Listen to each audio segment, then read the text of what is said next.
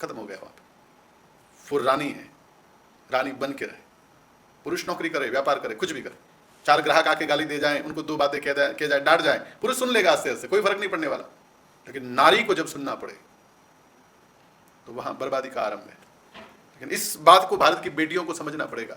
हमने कई बेटियों को कहते सुना, अपने पिता से कहती है, माँ से कहती है, आपने हमको पढ़ाया इतना, नौकरी नहीं करेंगे तो क्या करेंगे, रोटियां बनाएंगे। उनको रोटी बनाने का काम बहुत तुच्छ लगता है, छोटा काम लगता है। कमाएगी, उसकी कमाई का पैसा कितनों के काम आएगा, कब तक काम आएगा, कोई नहीं कह सकता जी। लेकिन अगर वो भाव से रोटी बनाएगी, ये जिसको ठीक लगे, इस बात का विरोध भी हो सकता है, क्योंकि कई लोगों को ये बात पसंद नहीं आती। हमको जो लगता है वो कहना हमारा कर्तव्य हमको लगता है। तो ये काम छोटा नहीं है। वहां अपना भाव जो है, संस्कार जो है, प्रेम जो है, वो उस अन्न में मिला करके जब वो रोटी या भोजन तैयार करेगी, और जब वो अन्न जिसके पेट में जाएगा उन सबको वो अपना गुलाम बनाएगी। पैसा कमाएगी तो खुद गुलाम बनना पड़ेगा, और अन्न से सबका मन अपने आप तो अपने अधीन कर लेगी। फिर वो जैसा चाहेगी वैसा परिवार बनेगा।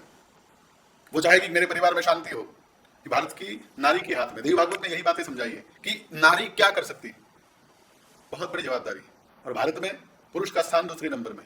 सबसे पहले हम मातृदेवो भव कहते हैं जी। नारी शक्ति को सबसे आगे जिन ऋषियों ने बिठाया है वो ये भारतीय परंपरा है। लोग कहते हैं पुरुष प्रधान देश, पुरुष प्रधान कभी नहीं था, ये कभी है भी नहीं, होगा भी नहीं। ये भारत मातृशक्ति का है। हम पहले मातृदेवो भव कहते हैं।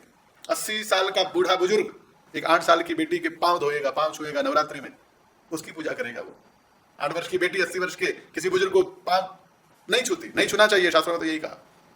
स्त्रीणाम पतिरेव गुरु, यहां तक कह दिया कि इस देश की नारी को पति के अलावा किसी और के पांव नहीं छूने चाहिए, किसी और को गुरु नहीं बनाना चाहिए। या तो भगवान को माने जो परात्पर गुरु हैं, आदि गुरु हैं, जगत गुरु हैं, उसके अलावा तो अपने पति को माने। पति के अलावा और कोई गुरु नहीं, परमात्मा के अलावा और कोई गुरु नहीं। तो ये बातें शास्त्रों में कही है, लेकिन सुनना किसको है।